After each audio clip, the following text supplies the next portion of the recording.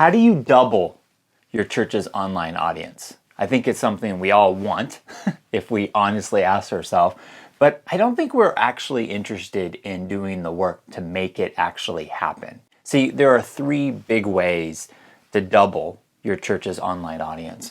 One is to go viral, which is you can either hack the algorithm and you probably got to do something silly or ridiculous that doesn't even make sense for your church. I know a lot of people that have audiences that are big, but they don't know what to do with it.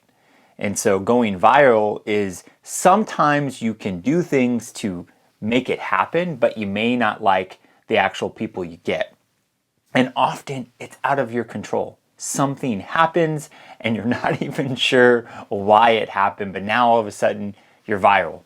And very few actually know how to ride that wave very wisely. So going viral, I don't think is really a big option as a church. One of the struggles I think churches and organizations have with going viral is that usually it's personal accounts that go viral. And usually they go viral because an individual who has a personality does something, where it's a lot harder for a brand or a church to go viral because usually there's something more neutral and a lot of voices are speaking into it. So I don't think viral is really something that you should be gaming for. Number two, pay for it.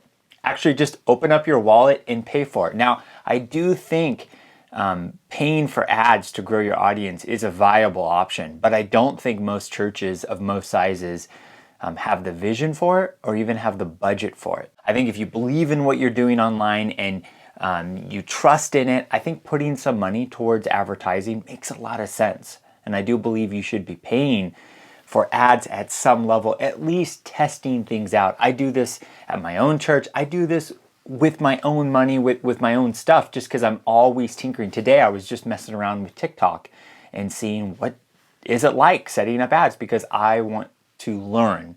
May not mean that I do it long term, but I've done ads on Instagram, Facebook, YouTube, TikTok, Snapchat, Google. I do it all the time, all sorts of ways because I'm learning. But I also know for you who's watching this, you may not have the budget or the vision to actually do it, to pay for ads. And so we don't have, hundreds or thousands or hundreds of thousands of dollars to launch a new thing.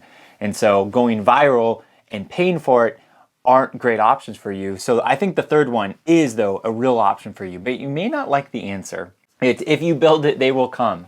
The slow and steady path forward of actually doubling your church's online audience is slowly building up a core.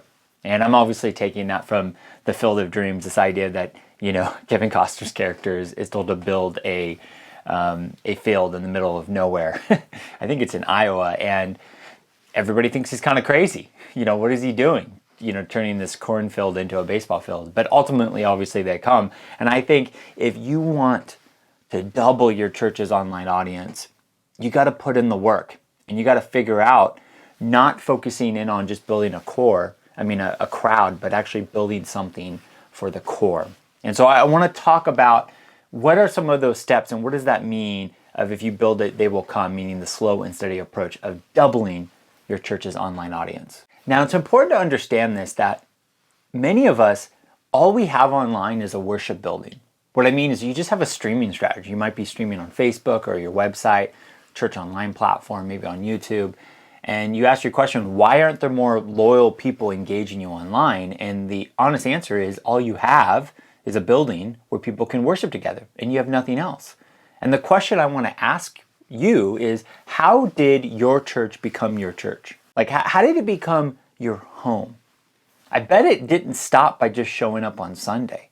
And if you just show up Sunday to your church, then it's probably not really your church. You're probably just warming a seat. But the way your church became your home is because you got deeply connected, meaning you built strong relationships, and they're caring for you in a deep way. Either they're caring for you personally through some special programming, maybe with your kids, but it's part of your church.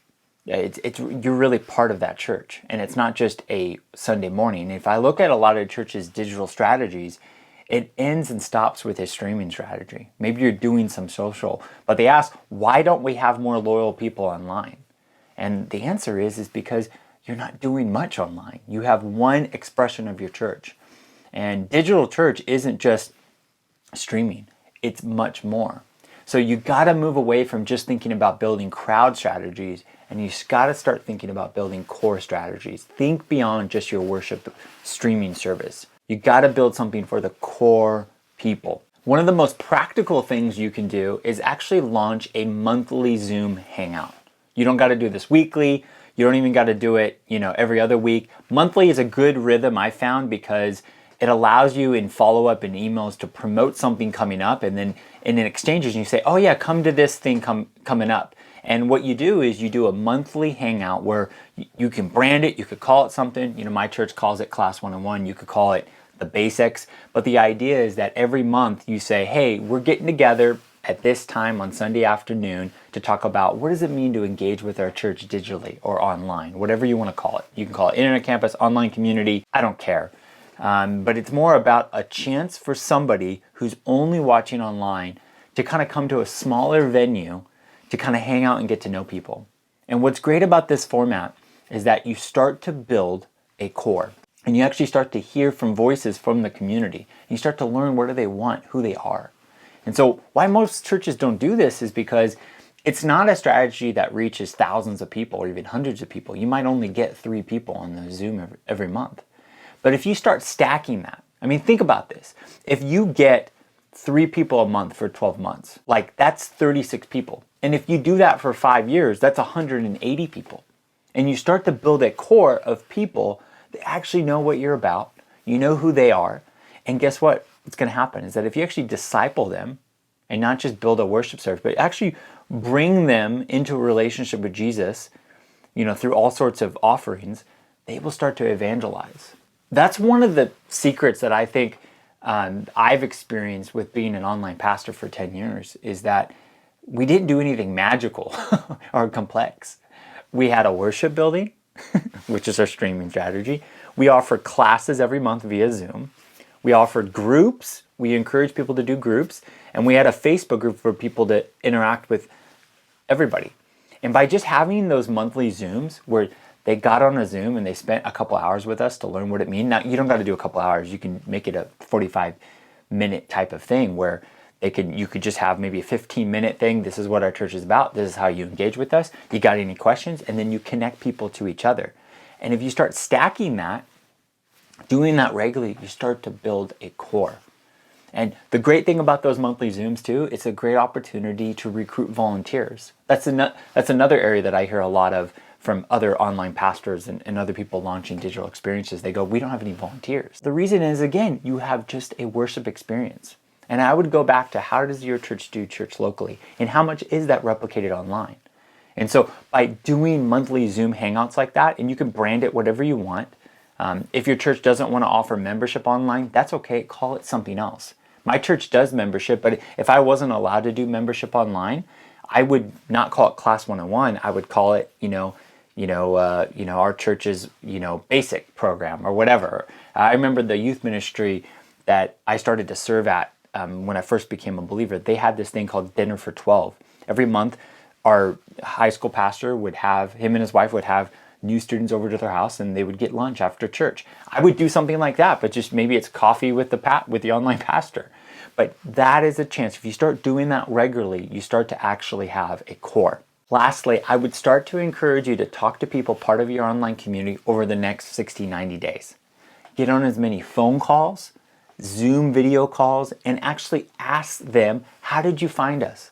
What drew you to us? What do you want more of part of our church's digital community? And if you start to stack that, if you actually start to regularly meet with people and ask those questions and actually get real data, what you can do from that is you can build real things for your core. This is something that I did early on, and I still do to this day, where very quickly I try to talk to somebody on a phone call or a WhatsApp call or on a Zoom, and I want to know their story. How did they find us? What kind of made them stop to click on our thing to get plugged into us? What made them sign up for a group, attend the Zoom? Because the more I could understand why that person who's part of the core now moved in, the more I can fine tune our weekend programming or our ads or everything in between.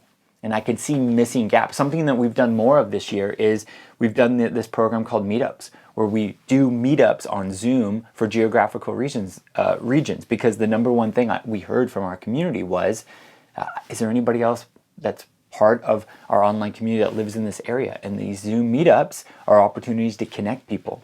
And so we're not really thinking about building things for masses. We're thinking about how do we get more people regionally connected? And so that came out of meeting with people, hearing that need over and over again. And guess what? If you start to stack that and you're meeting with people regularly, James Clear calls this habit stacking. The idea is that instead of making one big goal, like run a marathon, do a bunch of small goals. Like, okay, every morning I'm going to put on my running shoes and I'm going to eat healthy and I'm going to go on a run. I'm just going to run a mile a day. And if I do that, it will lead to me ultimately running the marathon. Instead of thinking one of the big goals, like, hey, I just want to double my church's online audience, do a bunch of smaller things. Like, I'm just going to meet with somebody part of our online community every other day. And you start to do that, you start to actually build a core. And guess what? You start to do those things and it will double your church's online audience. Because now you're not just building something for the crowd, you're actually building a core. And that's what church is. Church isn't just your worship service. It's much more than just your streaming experience. So my challenge is to build what people want. And the only way for you to understand what they want and what they need is you got to meet with those people. And you got to have smaller venues and opportunities to have those conversations, both in, medium-sized experiences, smaller experiences, and individual experiences. So start to talk to people part of your community. And if you do that, you're going to start to have a core who will evangelize and reach more people. And organically, your online church's audience will double. So if you have any questions or feedback, please comment below. If you like this video, please hit the like button and subscribe and suggest future video topics. I love hearing from people part of our community because I love the church and I want the church to think more digitally in the future. And I think God's going to be using online tools in amazing ways. He already is, and I can't wait to hear your church's story.